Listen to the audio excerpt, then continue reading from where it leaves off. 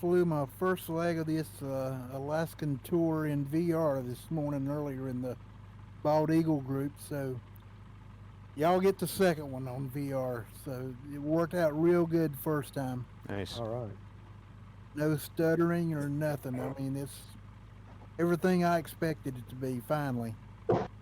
Good.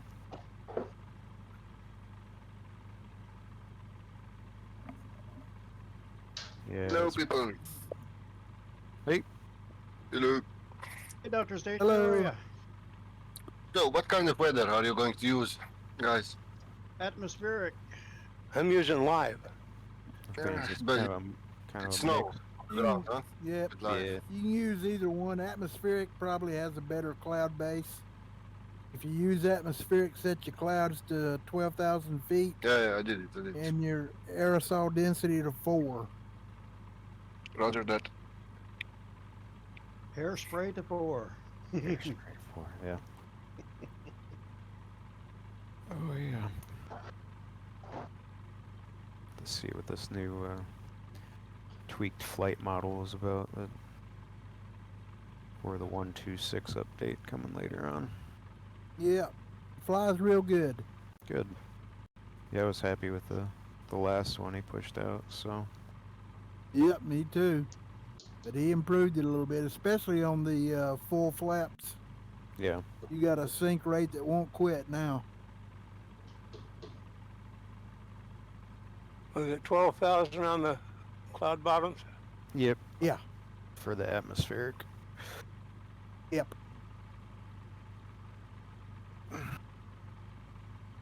All right.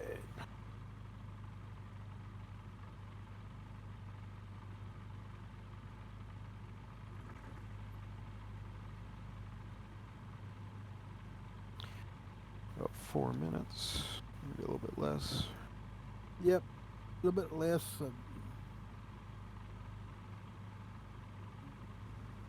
In the USA, you already have daylight savings. You had them before Europe, because we got it last week on Saturday, I think. Yep. Yeah, we had ours for a few weeks now. Okay, so now In now fact, little bit week less before confusion. last, I came up early. yeah, me I was too. an hour early. I was an hour early too. Yeah.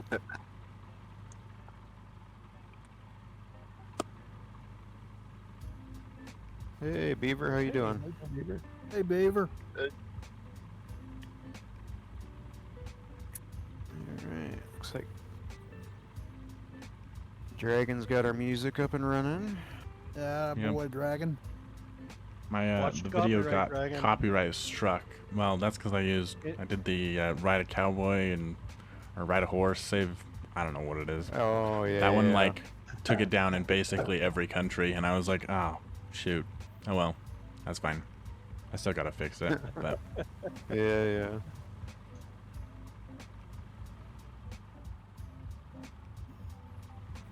Alright. 2 minutes, guys.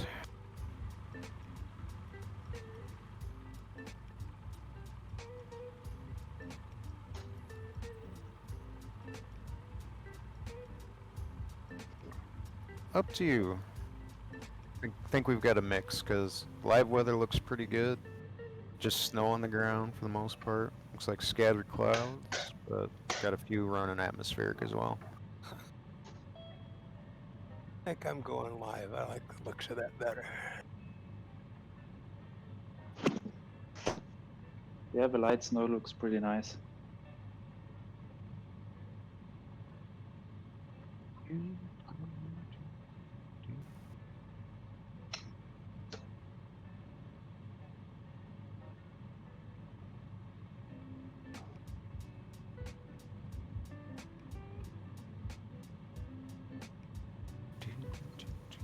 Get close. 60 seconds.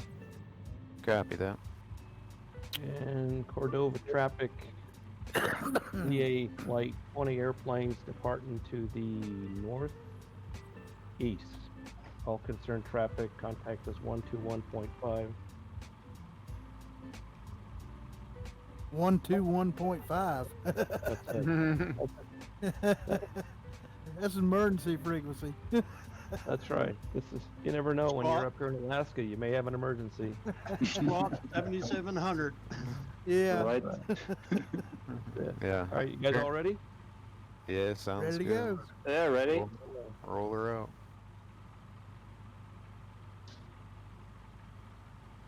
Taking off and Oh. We have an 2 different obstruction. directions.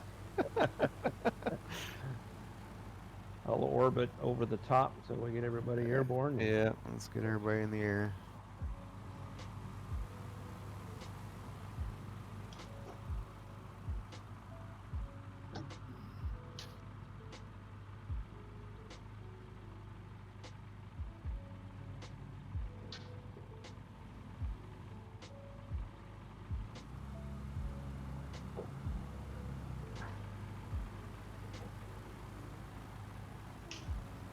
Sleepy little town of Cordova. All they hear is the roar of aircraft leaving the municipal airport. One of my favorite little coves in the whole trip right here. It's so scenic. And here's DN and the TBM. I just flew in Baldy and I loaded up the TBM to do something else, and I thought I'd drop into you guys. Spend my aircraft story of my life. Good morning, Ian. Good morning. Good morning. Well, we got a good crowd this morning. Yes, we do. Bring it. Alright. I believe we got everybody off. What are we setting our cruise speed to here? 120. Yeah. We should have all gravels except for the TBM. Copy. Probably 300. Copy that. It's a swarm of gravels. Yeah.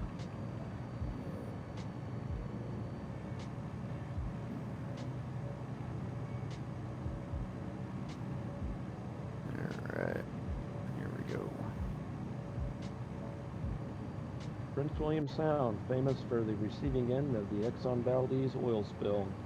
Oh, Yeah, that's 1989.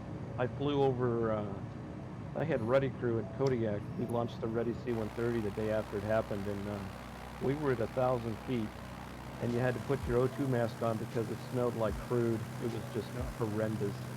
Oof.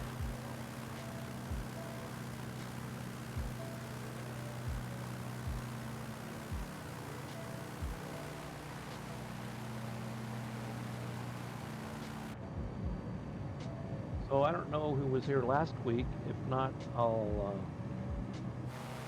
throw in the story that I told last week. During the Exxon Valdez oil spill, they closed off the airspace, and there was an air traffic controller on the Coast Guard cutter they put out here. And there was reporting points, so when you had logistics, helicopters and DC-3s that were bringing in the supplies, there was a helicopter pilot. One of the reporting points was Naked Island, which is just to the southwest of here. Anyway, she requested entrance into the closed airspace, and he didn't even realize it. He told her to report naked. And she paused a minute, and then she says, "That's okay, just use your imagination." And then he realized what he had said, and he was like, yeah, no, it was pretty funny. Yeah, report naked.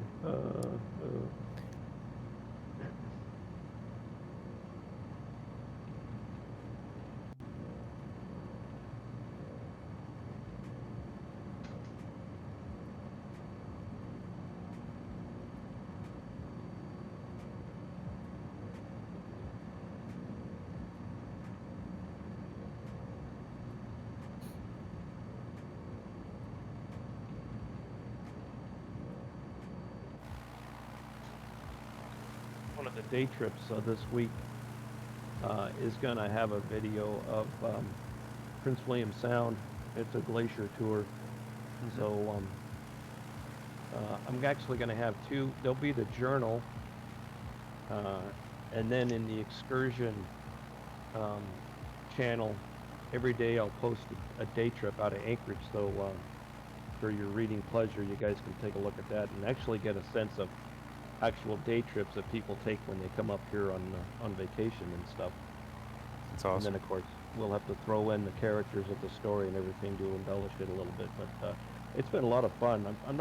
I won't say it's more fun than flying, but doing stories it's right up. You know, everybody in the group and then some have got all different talents, and it's just fun to do.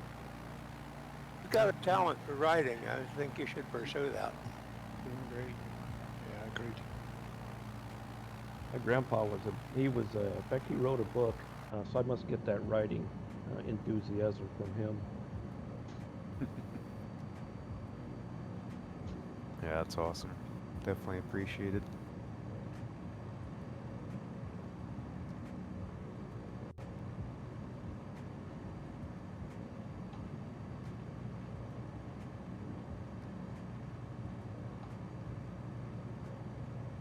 Oh, Sobo, give me my render distance back, please. I would greatly appreciate it.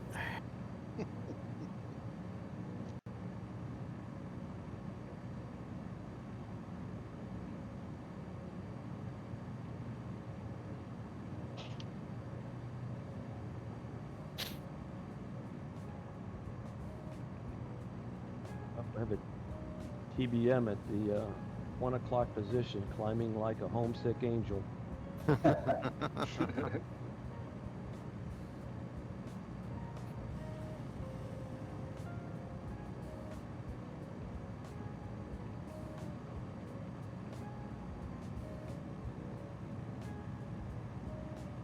just getting some payback on the squirrel, actually.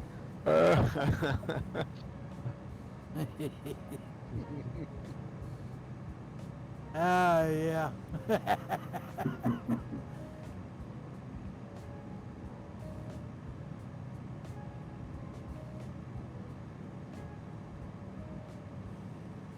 Spent a little bit of time in the TBM last night. I haven't flown it forever. I hadn't But, either. That's it's, a sweet aircraft. Yeah, especially it if you're is. using that performance mod. I can't remember what the guy's name is now. I think he makes the UI mod too. But now he's got it. The doors open up and all that stuff. It's really cool. I think I got that. I have found though that I get really bad lag if I'm running working titles. Not the 3000 mod, but if you add the road data to it, it just slows things down to a crawl. I had to disable the road data on the Garmin units.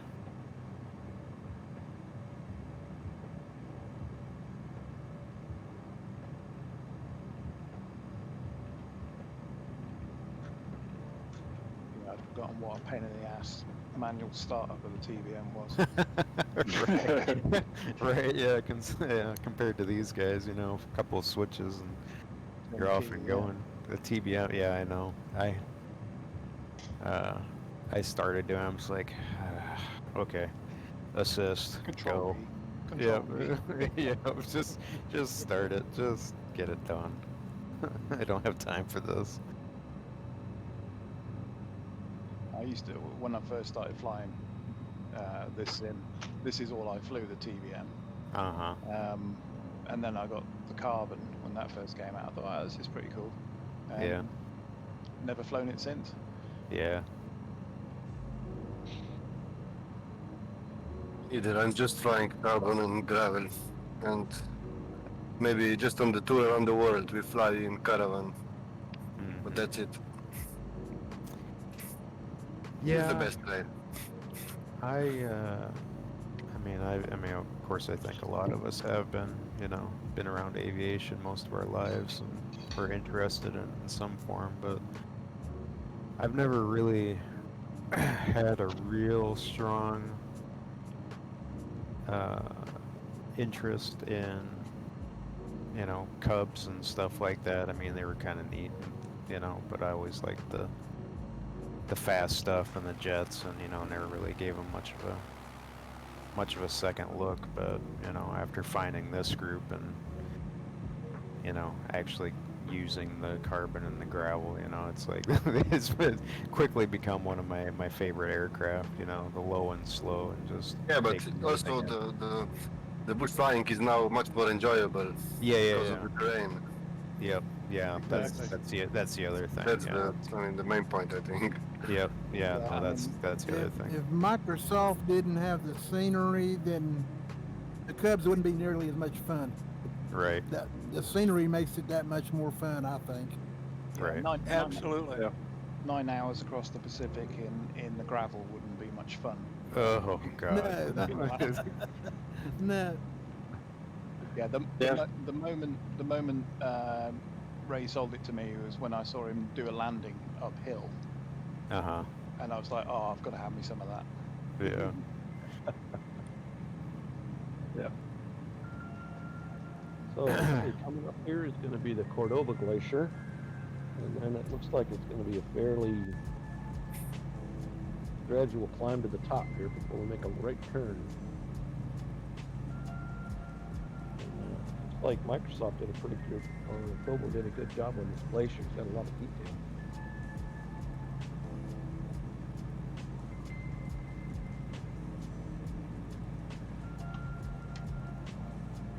I think for me, the thing that's made me fly the bush planes as much as the company, people it tends to attract, like, the right Right. kind of people. What nutters? Yeah, but self-aware nutters. You mean 4 hours over water in an X-Cub? That sounds like an awesome fucking idea. No. For crossing from Iceland to Greenland to Canada with the gravel, it's a very long time. Yeah, no, I can sympathize with you, man. There's no That's autopilot. That was long in the Spitfire. yeah. Yeah. I think I know Merlin's done it with the X-Cub. I did it too in the. But man, that's it's rough. It's like set autopilot, walk away. Colorado with an autopilot, so you can do other stuff at the same time. But Yep, exactly. Yeah.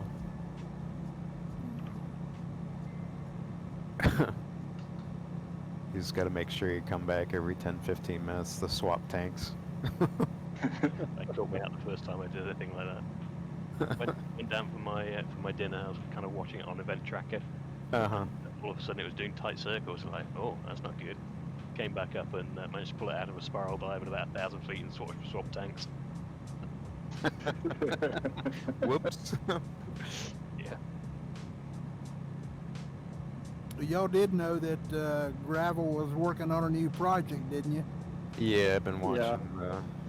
It sounds like he's having issues getting the Getting turbine the turbine to fire logic up, yeah. to work correctly. Yeah. Now, what's he working on? He'll get it. Right, imagine the VL3, which Yeah. is like not much better than a hang glider, but it's got excellent visibility. And then stick the turbine out of a TBM in the front of it. Oof. Yeah. That'll plus be it's fun, got, very dangerous. Couple Garmin screens in there too, so you got GPS. I jumped in it last night just to make sure that my Valdez scenery was working correctly, and I don't know if it's a conflict with, it might be an issue with my working title mods potentially, but the synthetic vision was all messed up in it.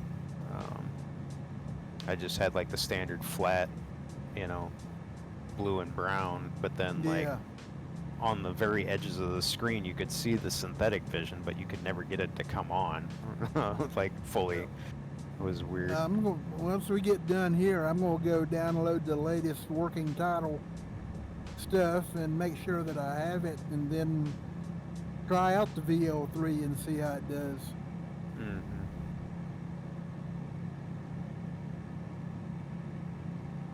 So this is the Woodworth Glacier. So we're starting to fly over. And the next one will be the Wortman's Glacier.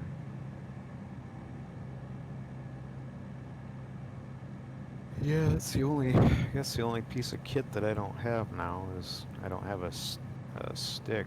That's gonna be the only. But I'll probably wait to get one. I've just basically bought the Alpha Bravo, and now I've got a set of the MFG Crosswinds. I kind of bought all pretty close together, so I'm like, I'll wait a bit and recoup a little bit of my money before I buy a stick. The new stick today, eBay purchase. Nice. Got a BKB, it's a gunfighter base and a Mhm. MCG grip. Yeah, those are actually really nice. Those Yeah. sticks. I had a T1600, 16,000 whatever it is before, which I've still got sat to the side of me. But this is so Yeah. much smoother. Yeah. Does now that did you get the extended stick for that for the gunfighter? Oh, what the to make it taller, the extensions? No, Yeah. It was off eBay, so it saved me about 150 quid off the. Oh yeah, the that's retail still really good though. price.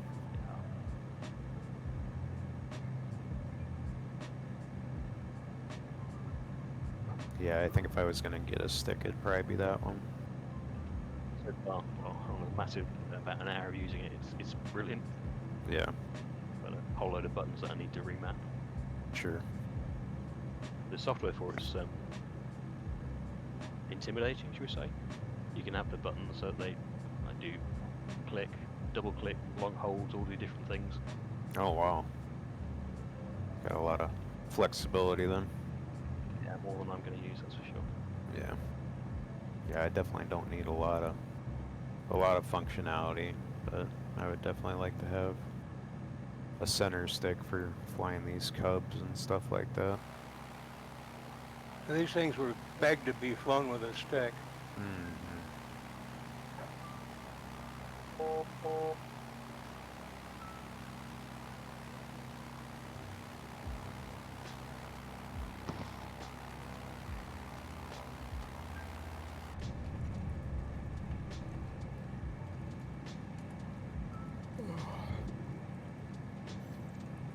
AK, you noticing any difference with the rolling cash off? No, I guess I don't know any difference, to be honest with you. Gotcha. Looks, About the same. yeah, looks about the same. That's one thing about, and I agree with all you guys as far as the bush flying. Of course, I've kind of been partial to that anyway, living up here, but, for me, it's to maximize what system I have based on just the slow flying and the scenery, concentration of scenery versus trying to push my system to try and fly jets into New York, and it can be frustrating because you can't do it effectively, and this is so much more satisfying. For me, I just get a much more visual enjoyment, low and slow. Right, yeah. In fact, I'm guilty of flying outside the cockpit more than I am inside the cockpit because the scenery keeps grabbing me. Right. Absolutely. I can't fly outside the cockpit. That just feels totally foreign to me. Yeah, I'm jumping outside just to take videos. Oh yeah, I understand, but I can't do it. What I'll do is I'll take that flight recorder and Right. record the whole deal, and then come back after it's over, and then take pictures off of it. Yeah.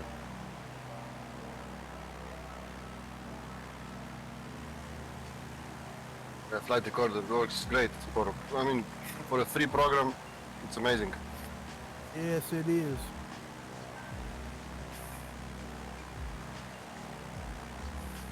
He's a clever bloke, isn't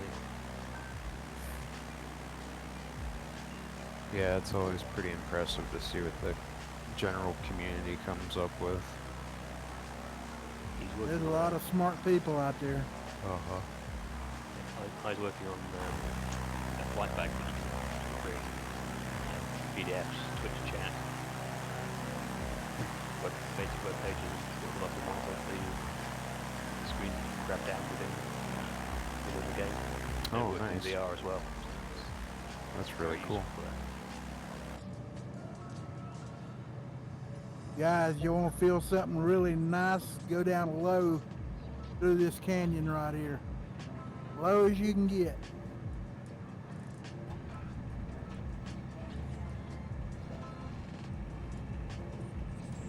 Hope you're not claustrophobic.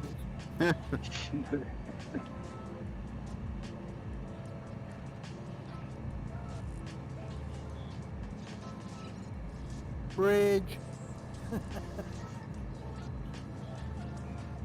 Beaver. What's up? That road we're flying over is the one from Anchorage to Valdez. Oh, wow. And between here and Valdez, it's called Thompson Pass, and it takes you over the top about, it's about a 3,300 foot climb driving. And be fairly challenging because Valdez gets a whole bunch of snow in the wintertime, so there's quite a few times where they can't get to the city just because I can't keep up with the snowfall. Sure. Yeah, Thompson Pass is a cute little airstrip. Yeah, it does. Excuse me, squirrel. There you go, Tom.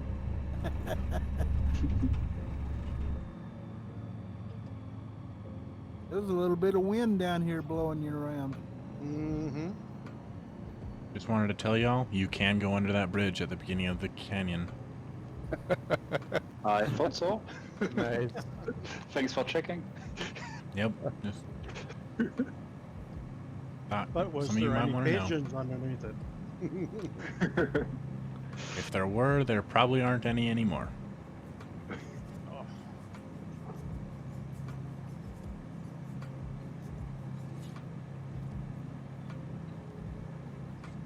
shit, opposing traffic. Yeah. Oh. It's a TBM. There we Stand by go. Stand by for wake turbulence. Right.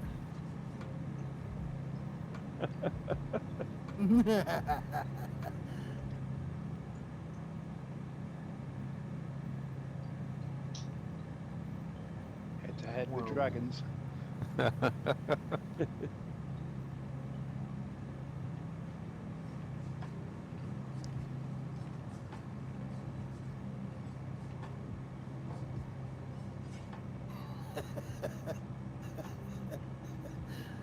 You're so right though, I'm missing so much blasting around in this thing. Yeah. I'll be back in a minute guys, I'm going to load out and load back in. Gotcha. Not the hello, Doc.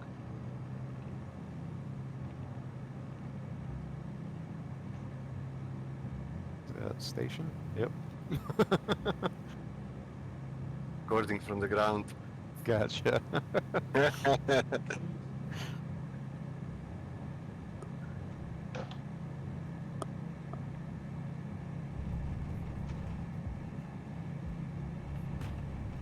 looks like a right or a left turn up the saddle. Altitude, altitude. Yep.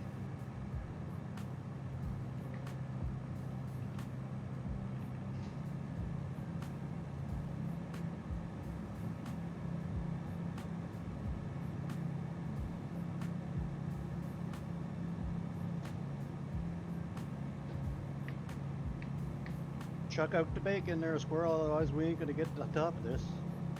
Yeah. War emergency power. That's it. Bacon stays, so. Yep.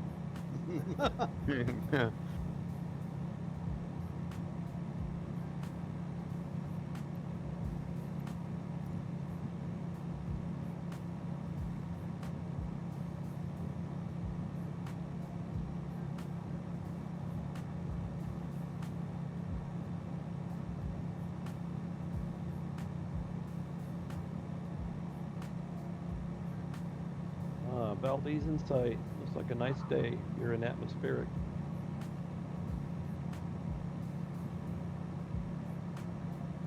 Could be a nice day if you're in live weather too. Look, It not is. bad up here. Yeah, no, it looks really nice. Cloud layers plenty high, so we're just basically just dealing with some snow on the ground. That's about it.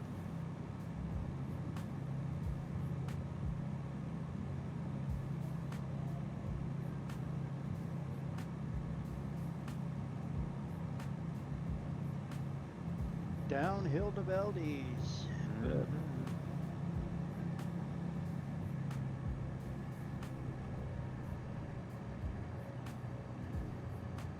But across the bay, pretty much, kind of directly across the airfield is where the pipeline terminal is. So after the oil flows all the way from the north slope, it'll come down here, and that's where the tankers come in to load it up. Oh, okay. Okay, so AK, it's refined up north and piped down here? No, it's all crude.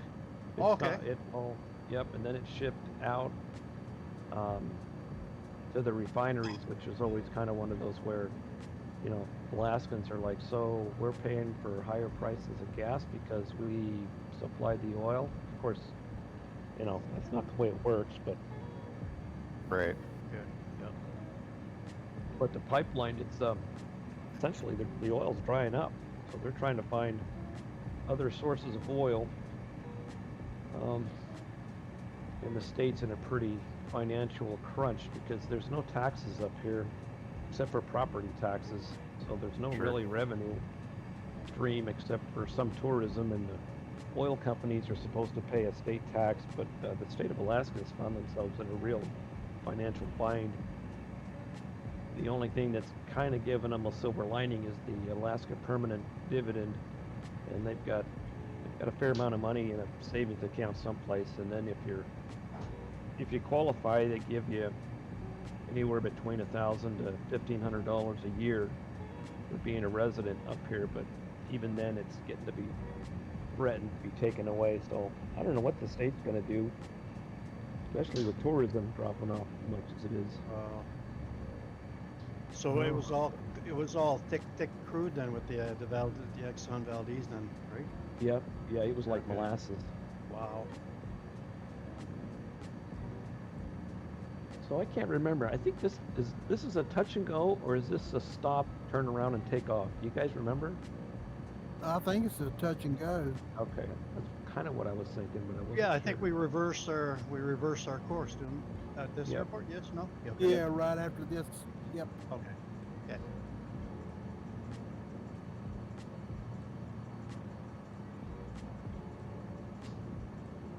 Yeah, it says Valdez land, turn off and turn around and take Okay. off again. Oh, So okay. then- All right. Fair So enough. instead of a touch and go, this is a touch and turn. Touch and turn. Just I'll get my apply feet on the right or rudder left pedals brake, then. full power, and yeah. That's right.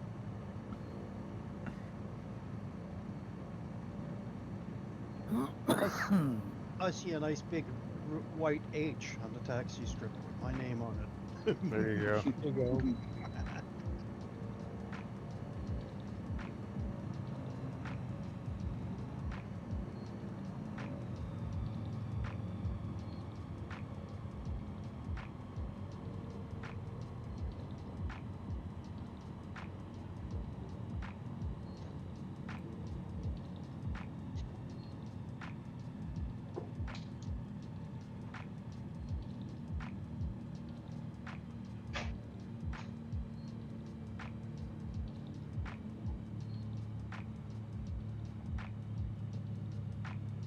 Oh, my prop is still spinning.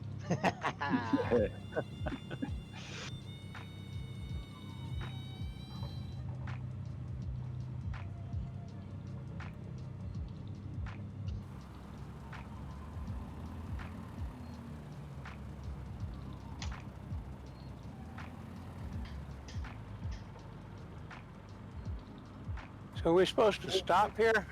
We're just It's a stop and turn or fly around or whatever your fancy however is. we want to do it. Okay.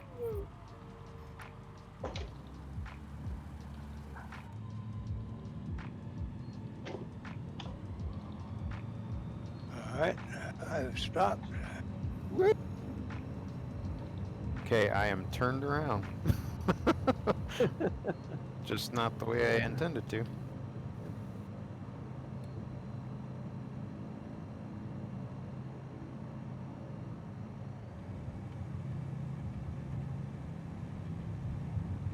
I guess this is going to be a fairly steep climb because according to this plan, he wants to try and climb over most of this mountain. So more power is it is. Copy that.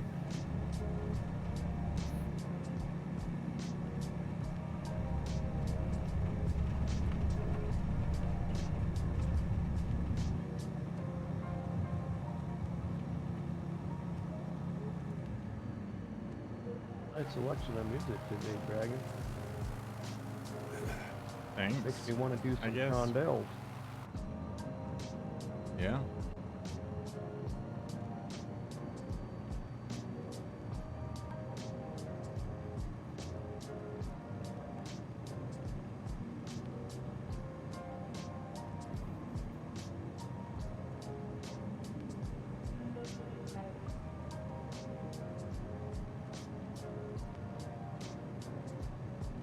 Almost gonna put me to sleep. I haven't slept. I was on a student film. I was on a student film set from 12 a.m. to 6 a.m. this morning. Oof. So I haven't slept since like 7 p.m. last night Oh geez, man. because I slept during the day.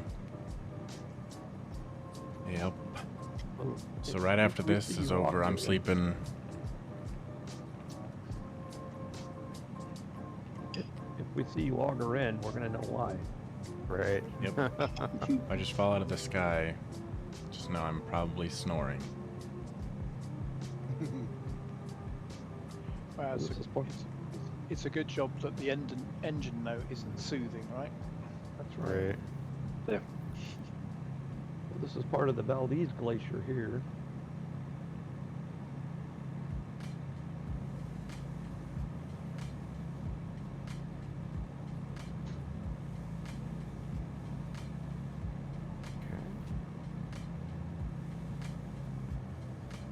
One interesting note is a lot of the glaciers in Prince William Sound are named after Ivy League schools. And I'm not sure if that was because the person that discovered the sound went to a lot of Ivy League schools, or they just needed to pick a name out of the hat, or whatever it was. But I suppose if you're not an Ivy League school person, any glacier named anything would be a name on a glacier. So Right.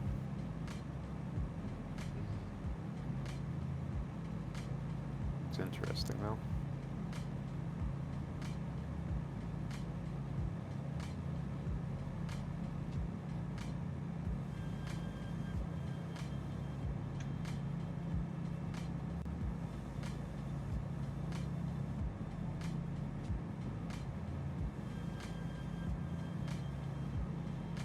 they had a last weekend they had a helicopter go down onto the Connect Glacier north of Anchorage, and it was an Airbus. Kind of a nice looking machine. I'm not really familiar with it, but there was 5 people on board. 4 of the 5 were killed, and one of them was a billionaire from. Oh, you know what? I heard about that. I read about that too. Up there for a ski trip or something like that. Yeah, they right? were heliskiing. Yeah, they found the wreckage. Well, apparently the NTSB and the FAA said initially it looked like the wreckage. It was it hit the top of a mountain about, I don't know, I think I read something like 30 or 40 feet from the top. So you missed it, hit it by that much. But Sounds like it's probably C-fit. yeah, it's a real shame. And it wasn't like he was a fairly experienced pilot. I mean, you know. Yeah, it's not unheard of. Obviously, it's Yeah. you know they lose, especially if they don't have Well, see, I guess it depends on what model, but a lot of those especially Airbus, because I worked on them for over a decade, and a lot of them now have TAWs on them just straight out of the factory, you know, so it's kind of crazy. Unless he was just, I don't know, hard to say. Yep. Well, the guy that flew Kobe Bryant, he was experienced too. Yeah. Just Yeah, got in over his head. yeah, that aircraft actually did not have a TAWS unit in it. So he had, granted, he should have been familiar with where he was at, but yeah, he got into that cloud bank and just completely lost all Yeah, sense of spatial orientation. Yeah, and rolled the I'm looking aircraft at over. the pipeline, gentlemen. Ah, that's a pipeline, okay. 4 weeks ago in France, Mr. Desault also had a helicopter crash and died. Oh, Did you heard that? Jeez. no. Hadn't heard that. Wow. He was the chief of the French Dassault military branch. Wow. Wow. Yeah. A lot of people died in helicopter crashes last time. Yeah, I knew. So most of the aircraft I worked on were EMS, and the 10 years I were in, I knew 3 crews that died. It's crazy how small of a community it is. Oh, yeah. You're like, oh, aviation's huge, you know, but after you've been in for a few years, especially regionally, you get to know a lot of people. Yep.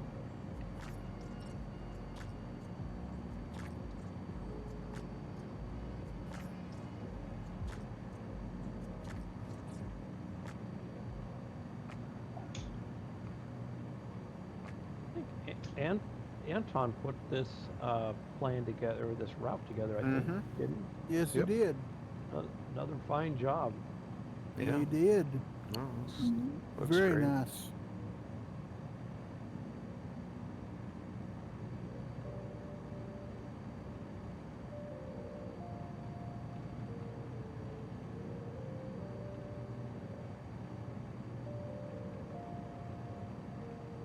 But I've been in the Spitfire so much, it's really nice to be back in the gravel.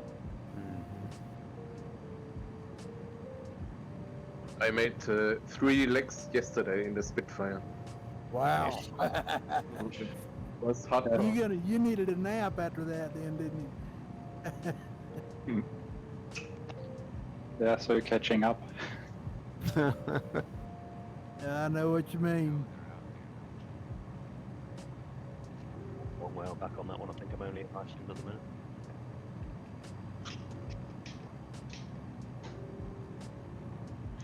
Yeah, it's not a race, guys. Although I am winning. I was about to say, you're one to talk. Yeah, I'm stuck at Nome now. The weather's awful for the bearings. Oh, yeah. Yeah, I fired up the Spit earlier, and the screen and the wings iced up on the runway. Yeah, before you even get going anyway. Yeah. I just went, no, I'm not doing this. I want to sightsee from now on. Yeah, sure. I'll tell you what I'm going to do. I'm going to get in the sim and I'm going to go to the destination on the world tour first, see what the weather's like.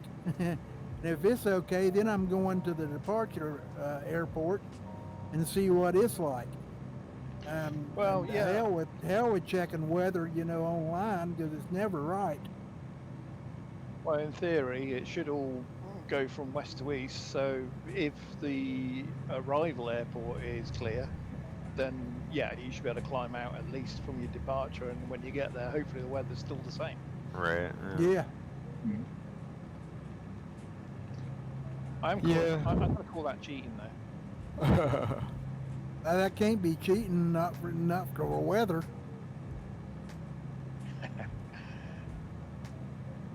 Ran to the destination airfield and asked for a pyro, didn't you? That's what we did. Yeah. course, hell, as far north as we are now, for a lot of us, it you could be grounded for a long time. Yeah, it looks like. No. Live weather here. Let's see. Yeah, looks like the cloud base is probably going to be touching the tops of those peaks that we got to go over around waypoint. Looks like waypoint 18.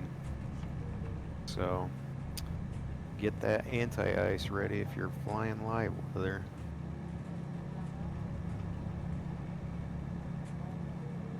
Oh, the glacier to the left, down there towards the valley, that's the Columbia Glacier. And it's pretty impressive, the amount of square It's miles of ice. huge.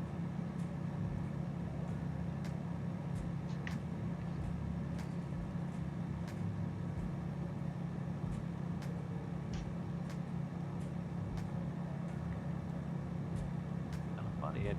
I've heard of a song called Purple Haze, but I don't remember hearing one about Purple Mountains. Yeah, we had some purple mountains last week. Oh yeah, no, I do see. Yep, see, there's more of them right there to the right. It's weird.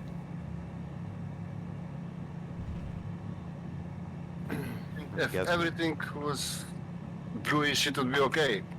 But the problem is that just a few mountains are.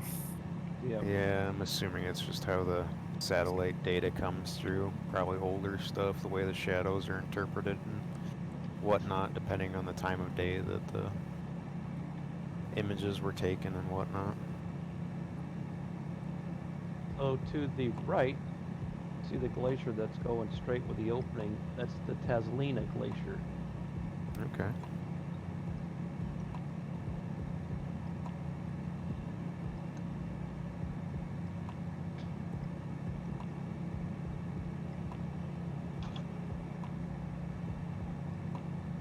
Wow. Yeah, it's looking kind of sketchy to the north there.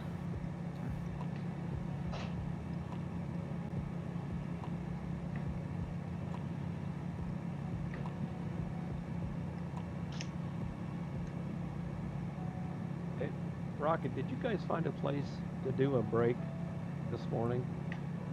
Yeah, we just landed down on an ice field.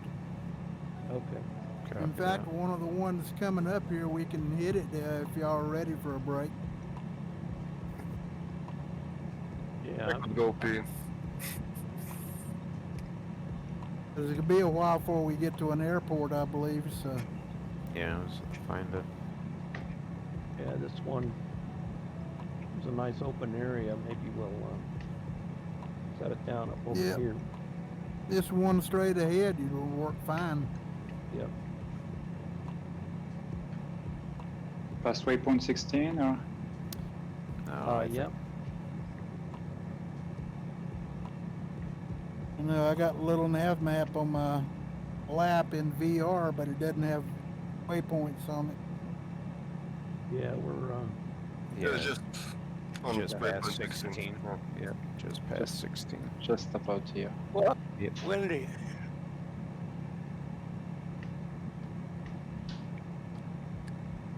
It looks smooth from up here, but who knows? Yeah. What's it like up there, AK? This is a mogul field. yeah. It has the appearance of maybe being a little rough, so plan for some. Unless you got the big tires. And I was gonna say I didn't bring my 50 inchers with me.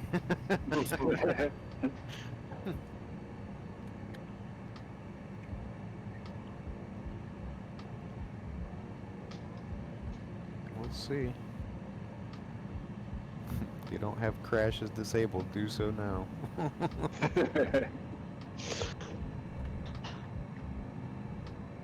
Yeah, it's so hard not to. as bad as I thought. So hard to judge depth perception in these snow fields. Yeah. I think we're headed downhill too, besides, are we not? Yep, Looks we like were there's little a bit late. there's a Should have- seam. Maybe. Should have landed in the sun.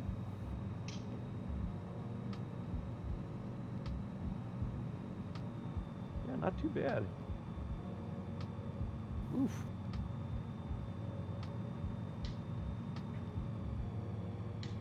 Could have been worse. Pretty bumpy. It's a bumpy landing.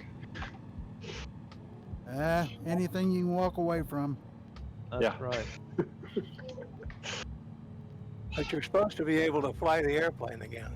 Yeah, that's right. Especially up here. Right. Yeah. Okay, everybody wanna want to do- take 10? Yeah, that's fine. Yeah, 10 is good. Let's see, it's 9:45 now, so we'll take off again at 9:55. How's that? Copy. Sounds good. That sounds good.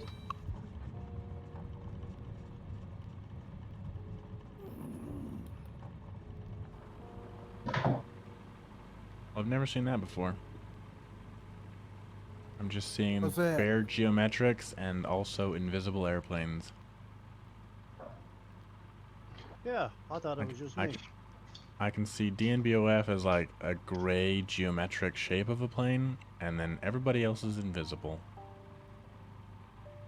Except for Huey. To I be can see fair, Huey in the Sometimes. whatever. To be fair, I do feel like a Bonanza. geometric grey shape. Alright.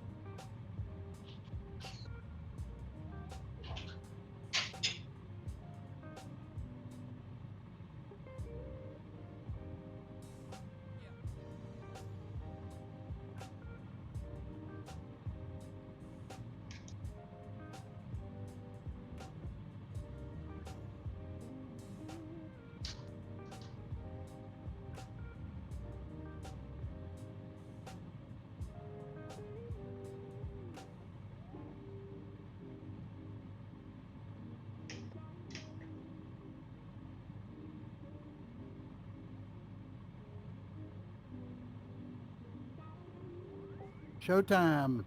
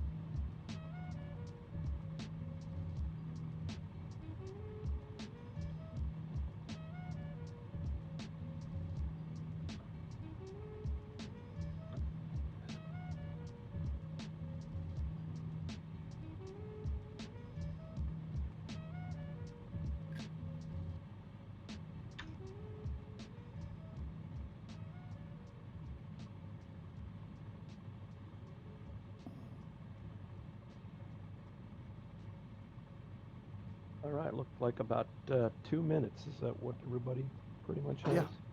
Yep.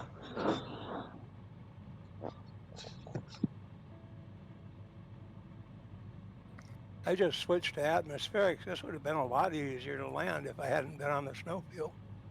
Tell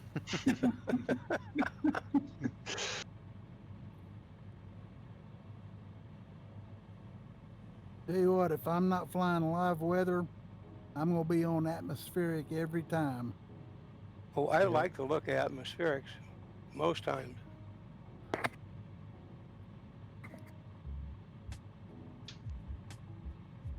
Usually just looking for live weather and just, watching windy or blue meteor or whatever, checking where should I fly, where can I fly. Yeah. Yep. No. Okay, where is it daylight and where is it dark, right? Okay, I'm getting about a minute to go. Copy. It looks like F-18's doing a strafing run. I'm trying to keep up with DN and I can't do Yeah, it. yeah. DNB and Tom are both. I can follow them easier, a whole lot easier in VR than I could otherwise.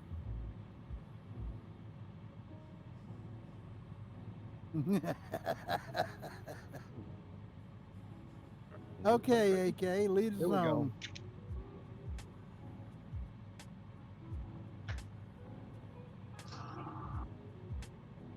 All right, something's up here. I've lost my controls.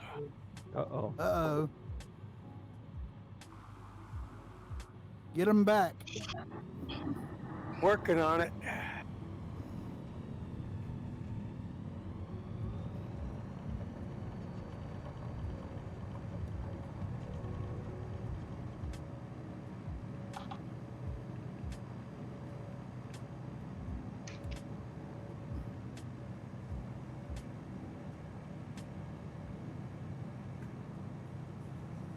I can't get back into my cockpit view.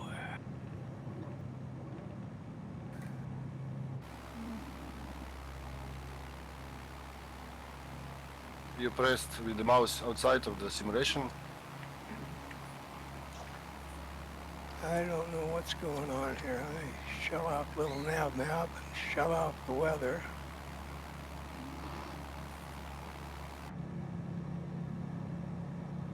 You're bouncing between the outside cameras.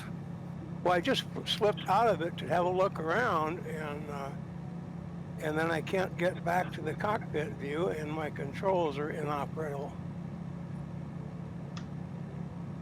So I don't know what to do here. Are you running more than one screen? Nope, No? no, single screen. Okay. Let me go to options over here, see if there's anything.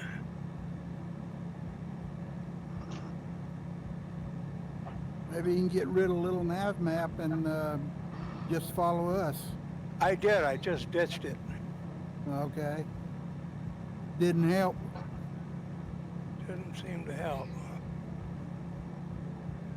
Right, switching out of the simulation and back in. Just Alt Tab. Yeah, I don't know how to do that and come back. If you press Alt Tabulator and then you just found it in your start menu. Opened programs that are in the See bottom of the everybody screen. there. We go Alt Enter. Close this. Little nav maps closed.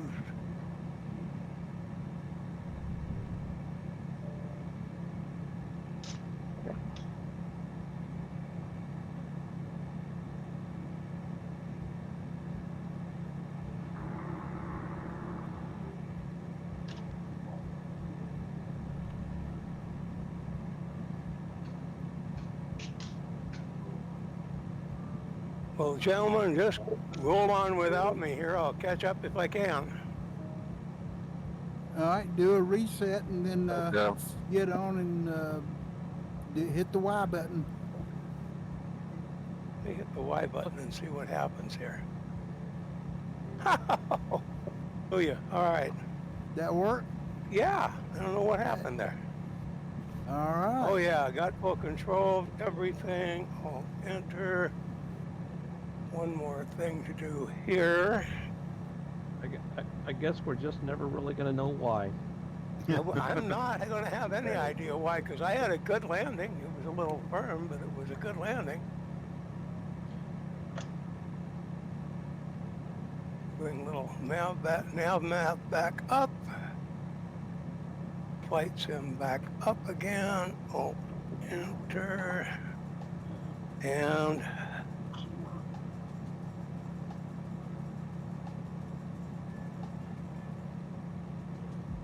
How's the speed? Are you doing? I'm about 117 knots. Too fast? Slow down? What do you guys like? All right? No, that's good. Okay.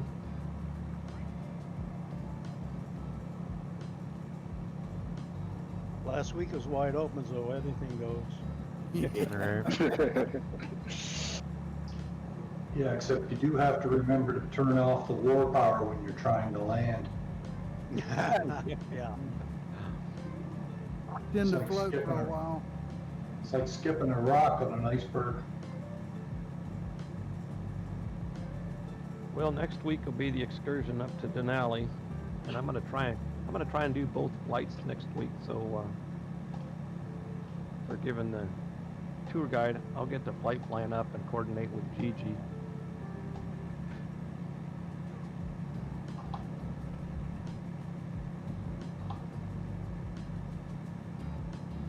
That'll be a fun trip up to the top of Denali.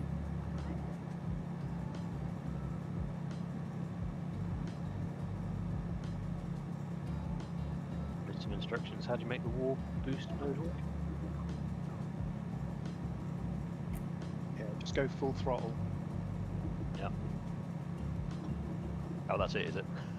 Yep. Okay, Okay. I'm Underwald here. I'll catch up as I can.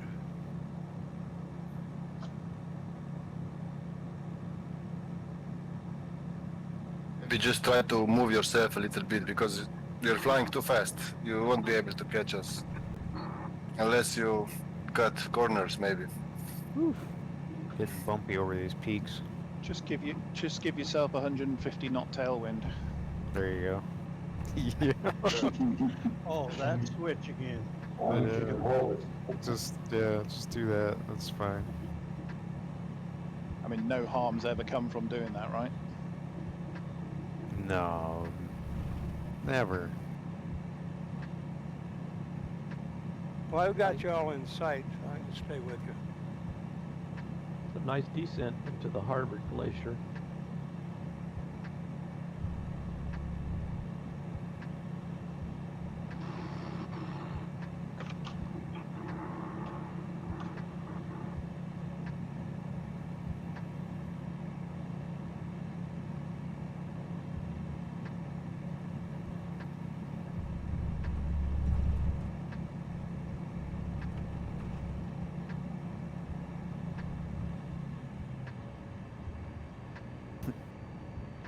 When you're at idle and still doing 130 knots.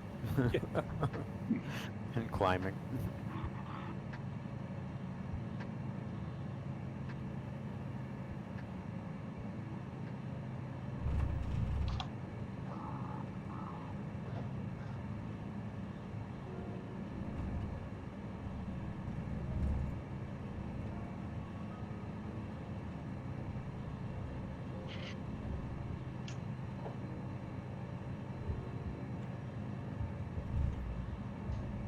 Is having scenery's not doing much of a impact on your any skipping or anything? Is it pretty smooth? I haven't had any issues aside from the render distance, but that's on a Sobo, not anything else.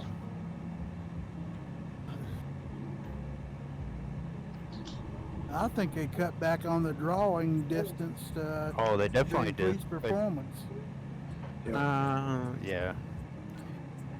Yeah, I mean, I used to be able to draw trees out almost to the horizon, and now it's like, like 5 miles. Yeah, or Ridiculous. less, you know. There's some today that were, I was drawing them after I went past them. Yeah, it's ridiculous, to be honest with you.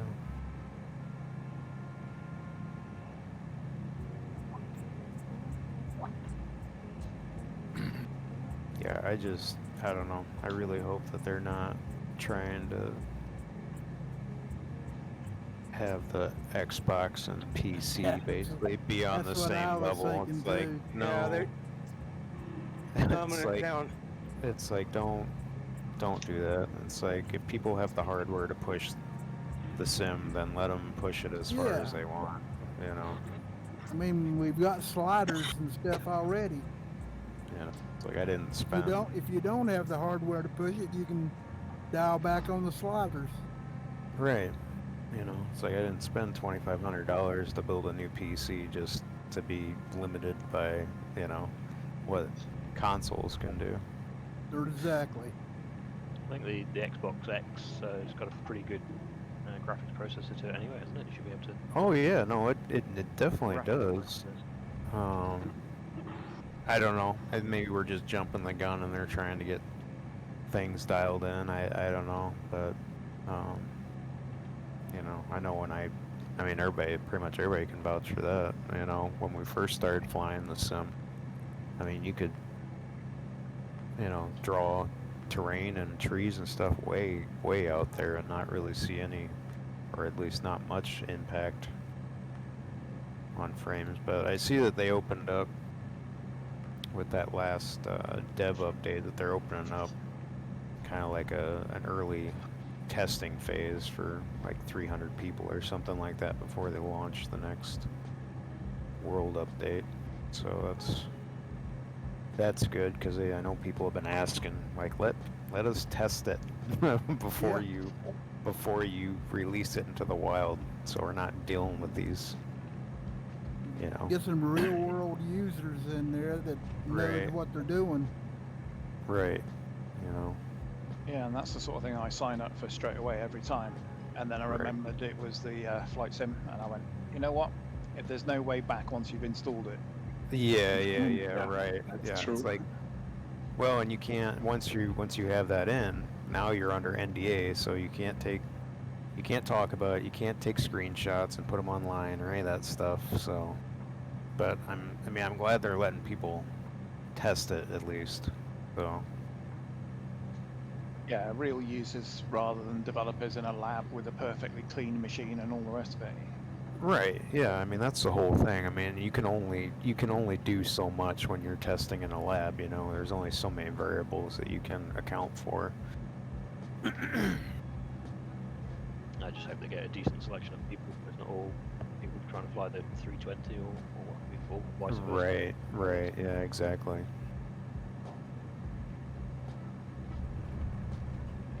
But I guess right now, at least with this first one, it's limited to just the installs that are from the Microsoft Store, not Steam editions. So.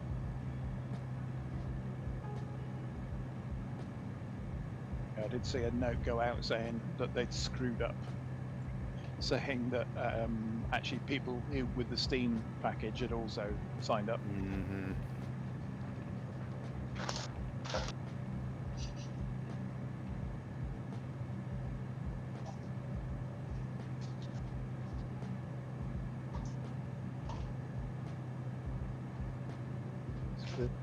Pretty amazing how those glaciers come down and the rocks in the middle. It almost looks like frozen waterfalls or something. Yeah. Yeah. I do love myself a medial moraine. See, I can remember my geography, physical geography.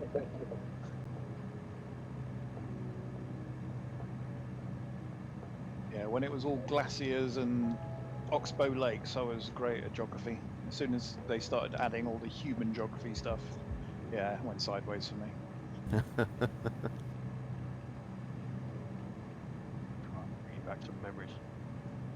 Central business. Who cares? Absolutely.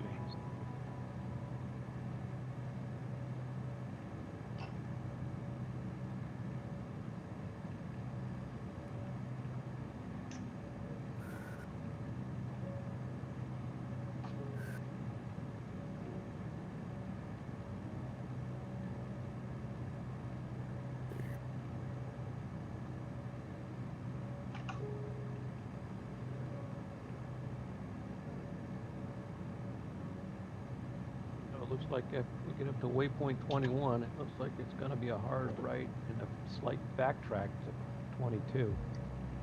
God. So probably going to be a more power boost ascent here.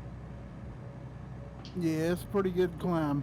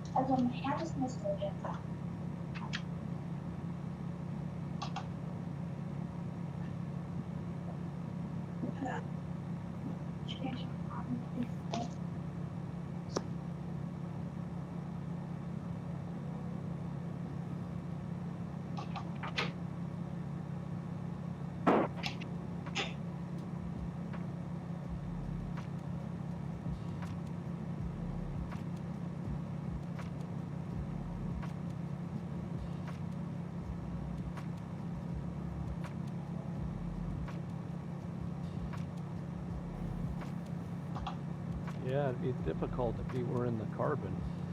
Yeah. Yeah. Yeah. You're having a bit of a rough time.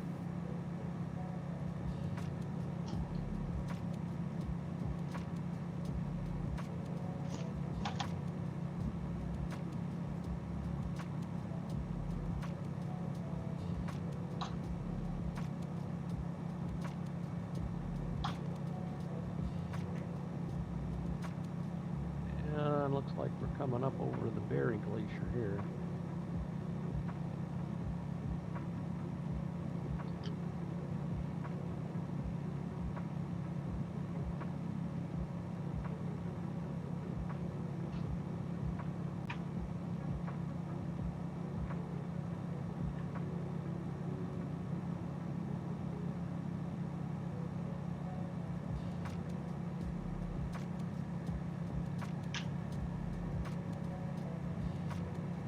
Back. Kind of glitchy this trip. When they roll back that NVIDIA driver. You running the newest one? Yeah. Let's wait a bit. I've been trying to tweak the graphic. Mm-hmm. Make sure this is set and don't do that. And I'm thinking, maybe I just go back to reset all of those back to the default card settings and quit playing.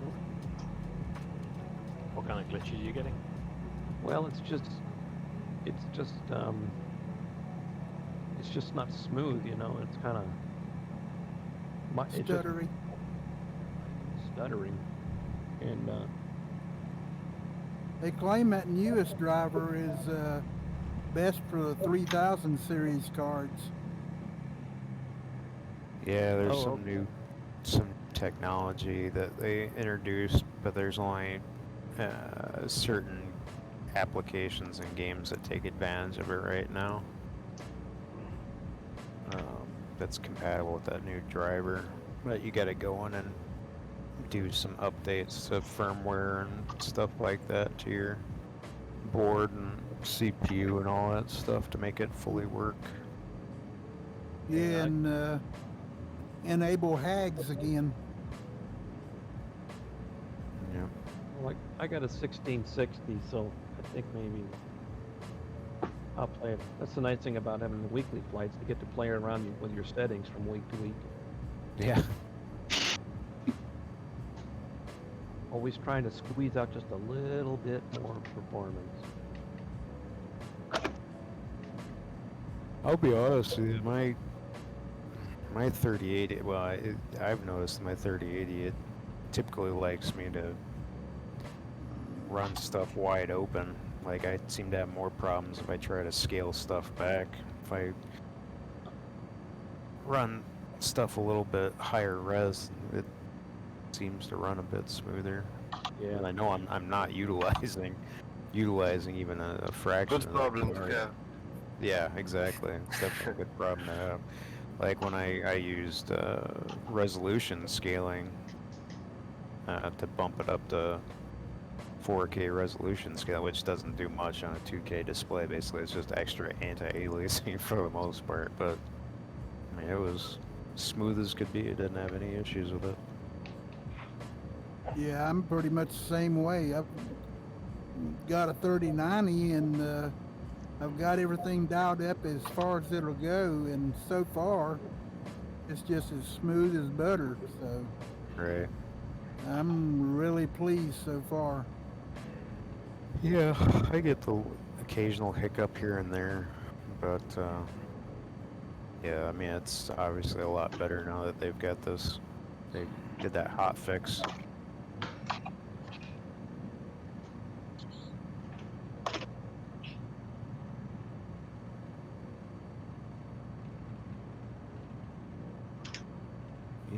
Looks like the weather's starting to kind of move in over there towards Anchorage.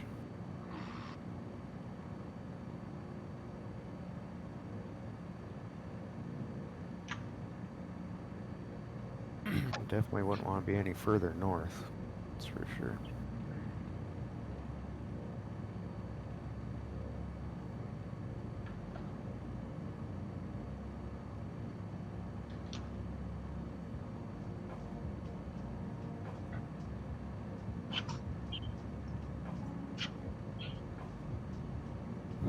What brand 3090 are you running? Or you got like a Founders Edition or? No, it's a MSI, Oh, okay, sure. 24 gigabyte overclock. Cool.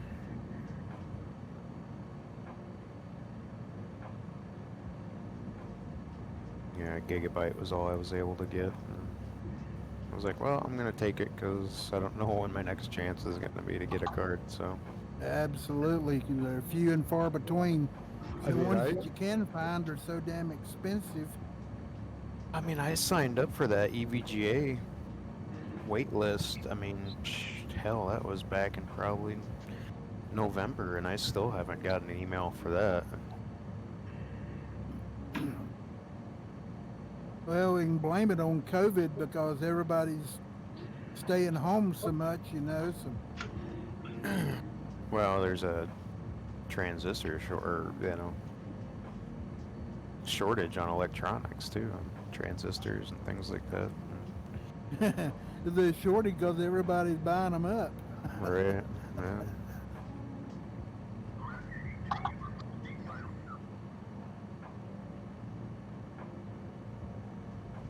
Blame it on the Suez Canal blockage now. Yeah. Right.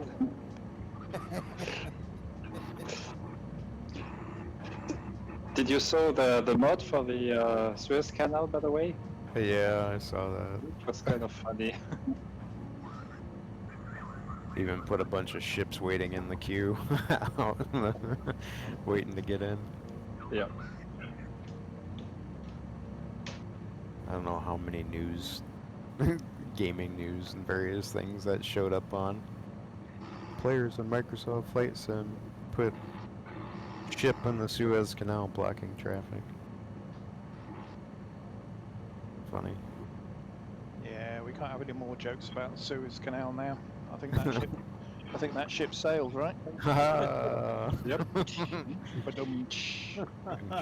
Yeah. Bada bing. Well, they were claiming $10 billion a day that was lost because of Oh, that. Jesus. Well, that wouldn't surprise me with all the other ships that had to either wait or divert around Africa.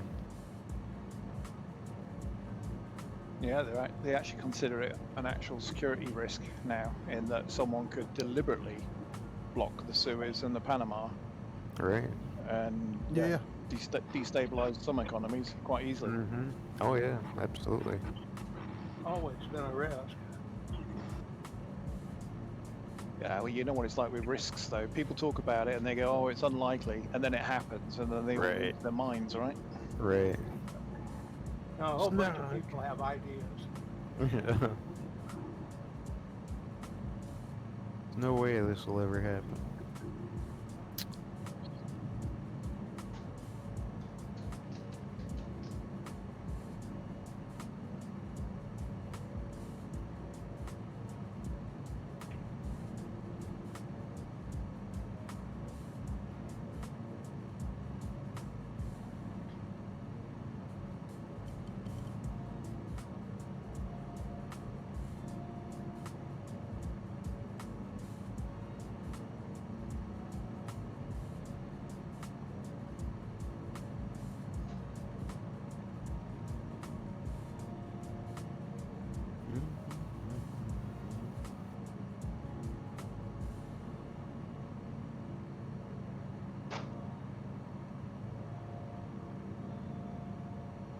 See, we've got some of these nice straight coastlines up here. Yep, geometric coastline. Yeah.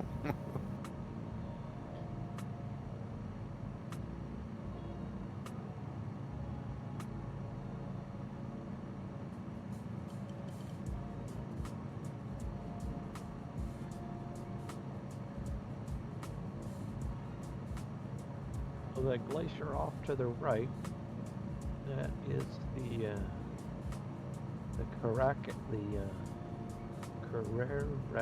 Glacier. I believe named glacier, but it could be. Hmm.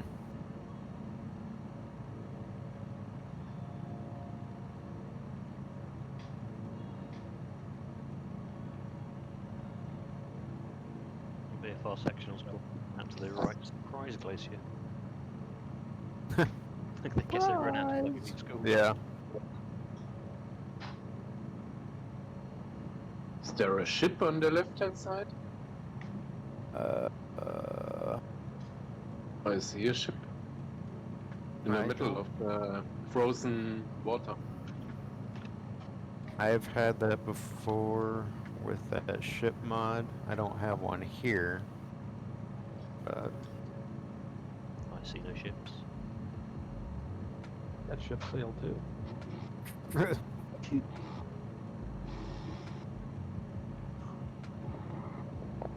I have a good screenshot from the ship. It looks like a cruise ship.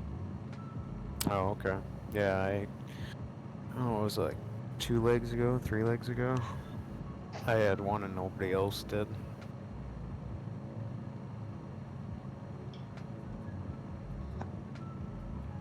Must be another one. There's a ship mode from all around the world. You Yep. guys have installed this? Yeah, I've got that one, but sometimes it seems like it's random between multiple people.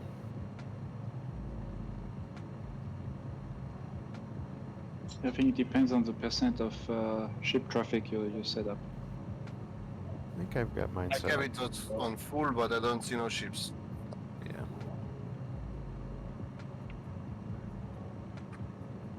I think mine's set at like 20% or something like that. Which I still see surprisingly few ships. Oh! Way over there I see a ship. Way over there in the ice.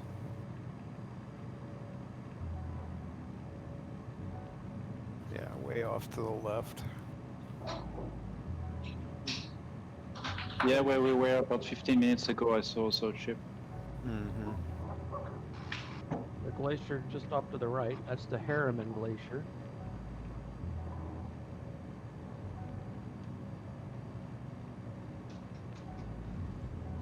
Did you say the Harriman Glacier? Yeah, Harriman. Herman. That's the city I grew up in. Oh, is that right? Yeah, Nice. the city in Utah. Well, you have a glacier named after your city then. Perhaps. Maybe the city was named after the glacier. Yeah. The world may never know.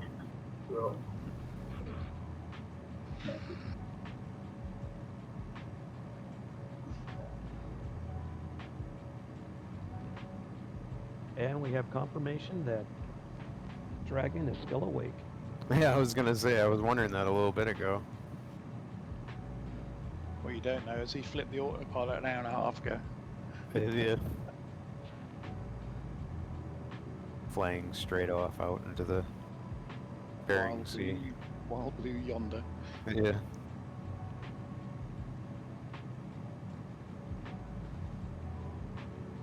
No, I'm still when he here. wakes up in when he wakes up in Soviet Russia. Hello, comrade. You've been asleep for a long time. Oh, look, Americans have traveled too. Traveled to the right. Yeah. I see you have bear on side of plane. We like you. Yeah. Good morning, comrade. Your papers, please. Yes, papers, please. Did you bring the bacon? Did you bring the paper? Right. Yeah. The universal symbol of friendship. Did Yeah. you bring the bacon? Oh, I see you have vodka. We will need that for transit costs. Yeah, don't they use vodka for engine starts? Right, yeah, right. Maybe That's just cleaning our teeth with. yeah. Dive bomb.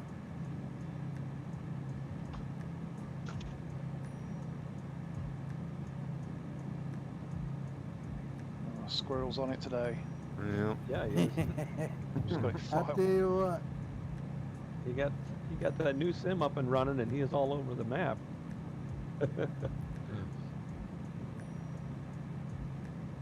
His PC is so fast now that even his gravel is 20 knots faster than anyone else.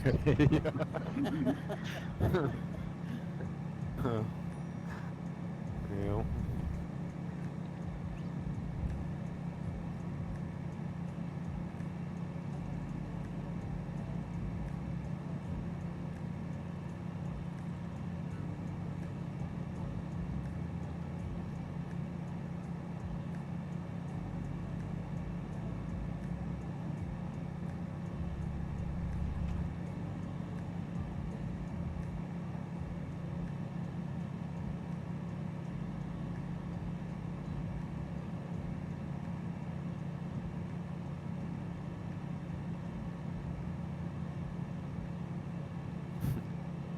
The whole plane starts vibrating. You know you're doing it right.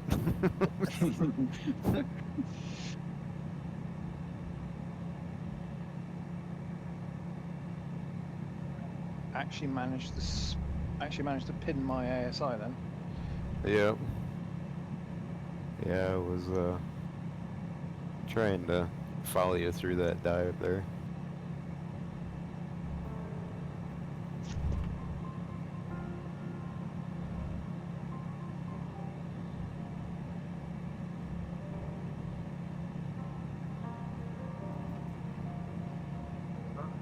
Well, we're starting to approach the little town of Whittier. The touch and go? Yeah, it'll be a touch and go, and at the far end of the airport, there's a tunnel that goes through the mountain. It was built during the war, and it was initially designed for military supplies up for an open port to take over up to Fairbanks and Anchorage. Since then, they've transitioned it from not only railroad but for vehicles. So one of the day trips this coming weekend, there's a video posted that shows you driving through that tunnel, and it's pretty impressive. Can't imagine the amount of back brake that it took to do that. We rode train through that tunnel on our way to our cruise ship coming out of Denali on the Alaska Railway. What'd you think? Okay. Pretty cool when you come out of the tunnel and there's the ship right there. Yeah. And of course the whole Princess staff starts singing the Love Boat.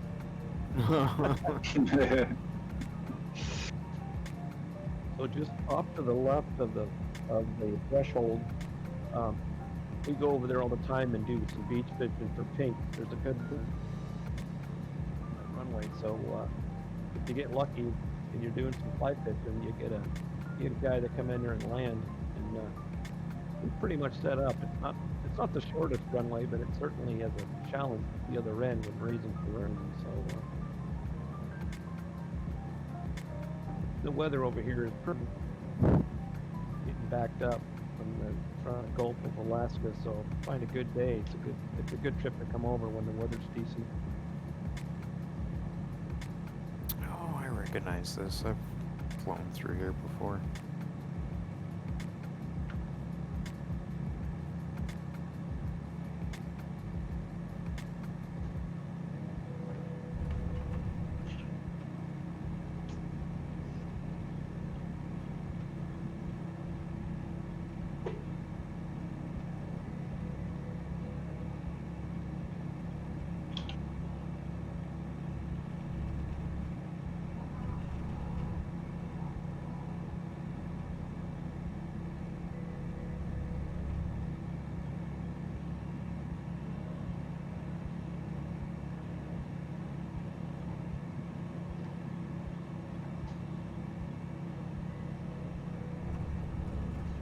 That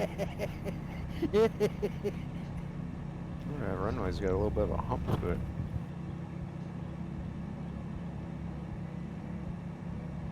Doing touch and go here? Yep. Yeah. Well, Only if you want to. we shall see.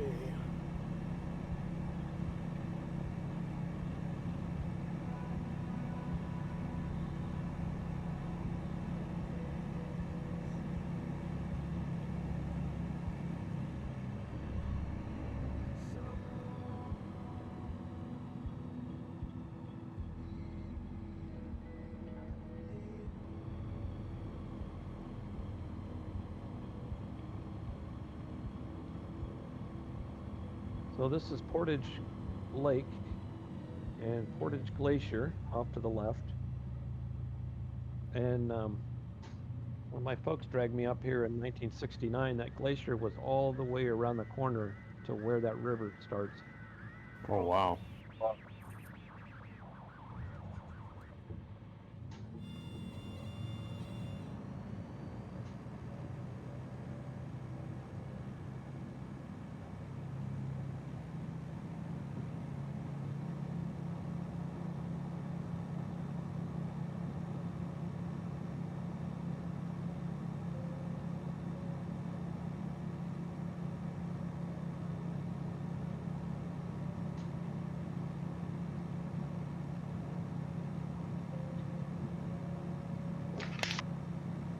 This small building up here next to the river, that's the visitor center for Portage Glacier or Portage Lake.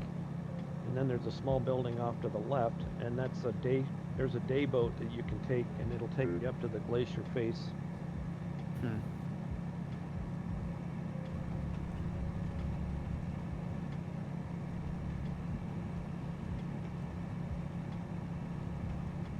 Bridge. Right. Yeah, go on the right side if you're going under.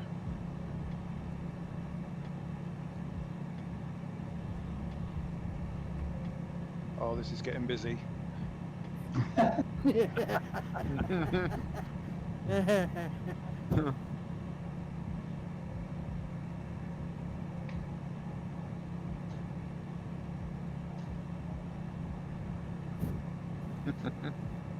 This river is frozen, I presume, in live weather. Yep. Yep, definitely frozen. Off to the left is a campground that we frequent on weekends because it's only about 40 miles from Anchorage, so it's nice. Oh, This nice. is a nice valley to camp in. Yeah, it looks really scenic.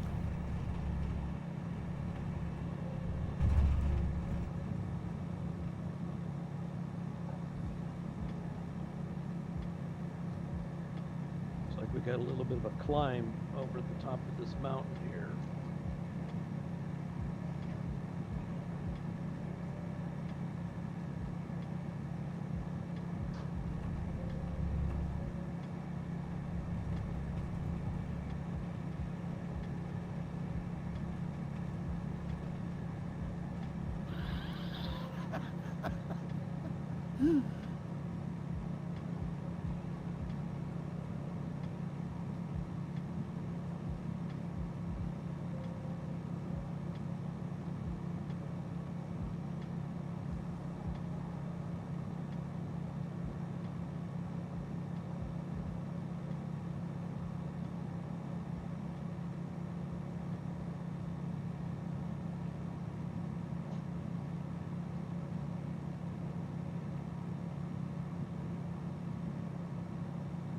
Woo.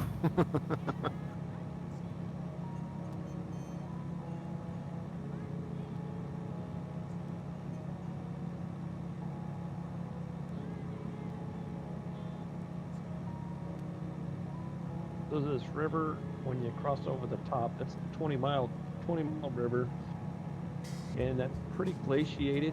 Now, what folks do is they, down there at the bridge, they'll put some, mostly jet boats, some airboats, and they'll run up that river. There's a lake up to the right, and there's a good salmon run that goes through there, so a lot of folks go up there and do some silver fishing. Oh, nice.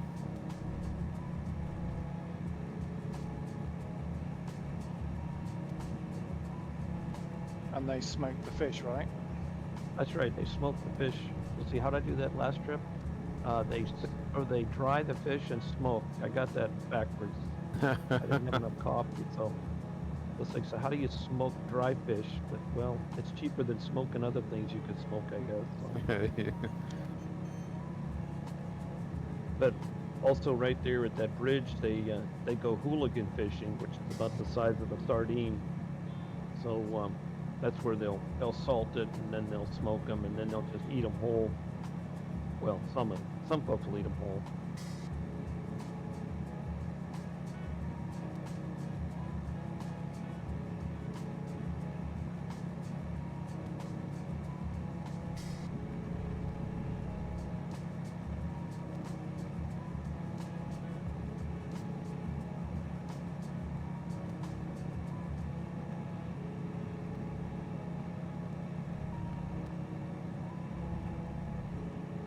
So let's see. I live in an apartment complex, and I look out the window, and there's a fire truck there. So the question I have is, do I continue the flight? Do you smell Or smoke? not? Yeah. Well, There's the I don't. forward. I don't Go- see his big lights on, so I'm guessing it's not such a big emergency that he does have his lights on. So I'm thinking we're just gonna continue with the flight. Yeah. If they bang on the door, I'll have to give a rocket's gonna have to.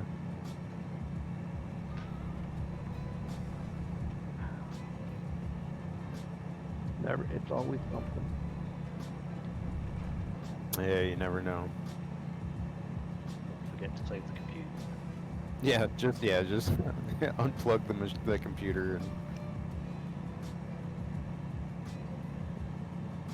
I hate to think the guy, they banged down the door and said, "Hey, you gotta leave." I said, "No, I don't. I got a little more time left on my flight. I'll leave." Yeah, right.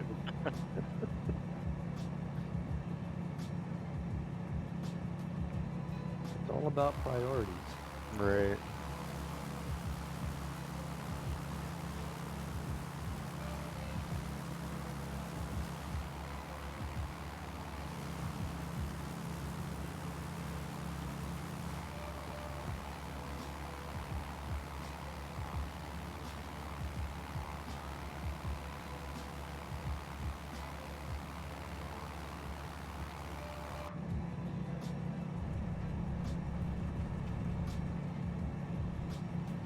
This is all part of the Chugach National Forest up here.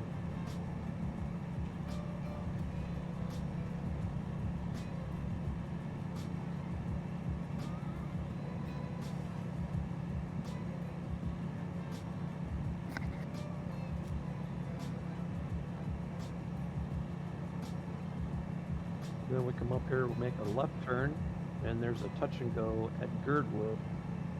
Okay. Girdwood there's a ski resort there, so oh, fire truck's leaving. I'm safe. Just safe for now. Yeah.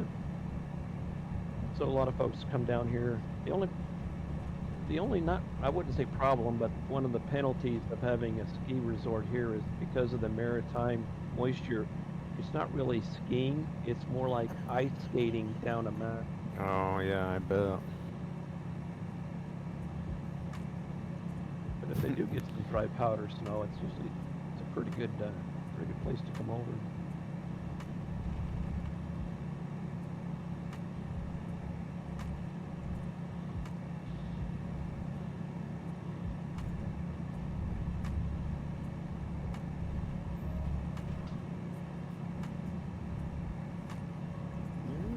A little bit of freeze there.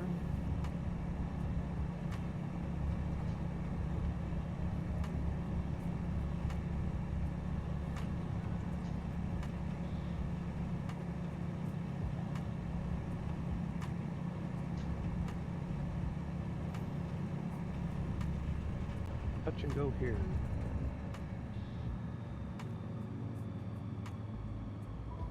Copy.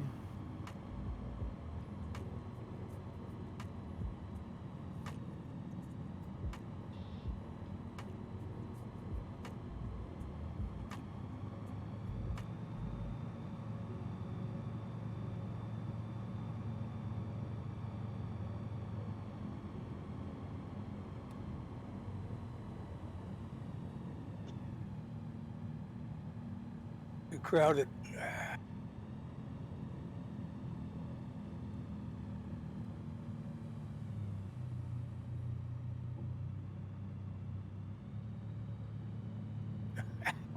Nice roll there, Rocket.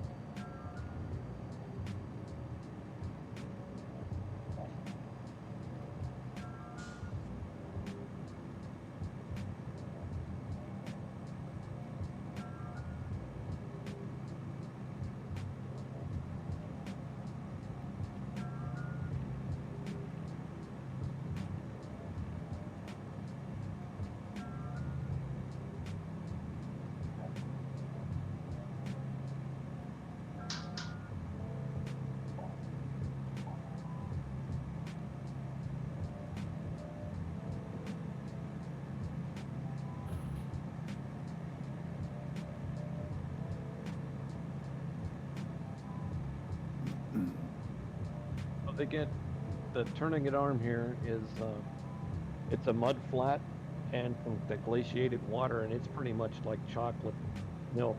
You couldn't see 5 feet. Well, you couldn't put your hand in front of your face. It is so silty. And the beluga whales, they're on kind of the endangered species list up here. The oil company they want to do some oil drilling up here, and there's been a lot of back and forth about the noise of oil drilling and how it affects marine mammals. Sure. So it's but the belugas will run up along the highway because they're chasing the salmon that are going up the different creeks. And so if you're lucky enough and you're driving, you can see the belugas right next to the road and get some pretty decent pictures. Oh, that's cool.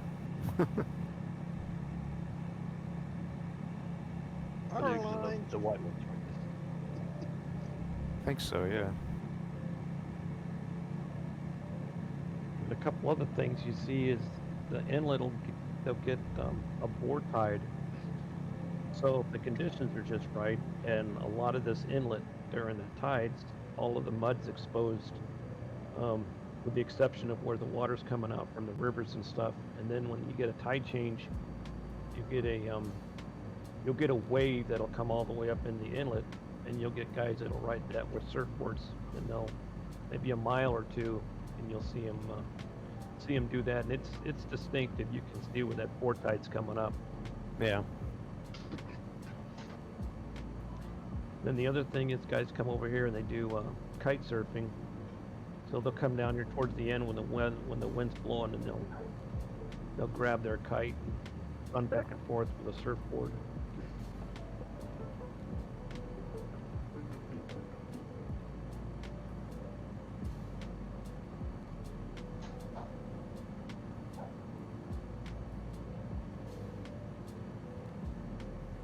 Train that goes from Anchorage to Seward, this route here, and it's actually a nice trip because you leave Anchorage like at 7 in the morning, you get down to Seward at 11 in the afternoon, and then you spend the day down there. You might go to the Sea Life Center, and then get back on the train, and you get back to Anchorage around 10 o'clock in the evening, so it makes for a nice day trip to take a train.